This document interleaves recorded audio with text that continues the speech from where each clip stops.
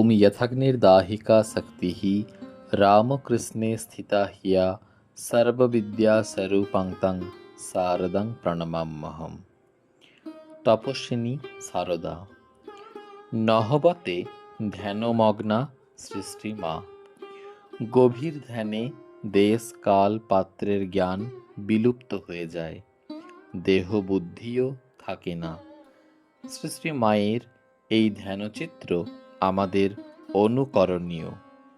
পবিত্রতা স্বরূপিণী মা আমাদের কিভাবে পবিত্রতার জন্য প্রার্থনা করতে হয় সেটিও শিখিয়ে দিলেন। রাতে যখন চাঁদ উঠত, গঙ্গার ভিতর স্থির জলে চাঁদ দেখে ভগবানের কাছে কেঁদে কেঁদে প্রার্থনা করতুম, চন্দ্রতেও কলঙ্ক আছে, আমার মনে যেন কোনো দাগ না থাকে। আমি তখন অশান্তি কেমন জানতুম না। রাত ৩টের সময় উঠে জপে বসতুম, কোনো হুঁশ থাকতো না। একদিন জ্যোৎস্না রাতে নবতে সিঁড়ির পাশে বসে জপ করছি, চারদিক নিস্তব্ধ। ঠাকুর যে সেদিন কখন ঝাউতলায় শৌচে গেছেন কিছুই জানতে পারিনি।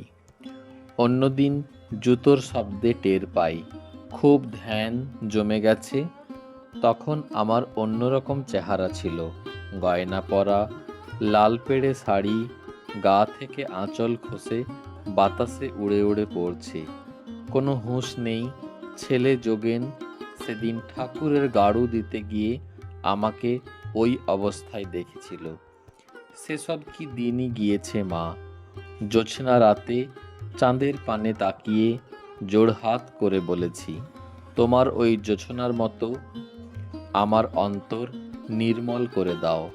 জপ ধ্যান করতে করতে দেখবে কি শান্তি প্রাণে আসবে।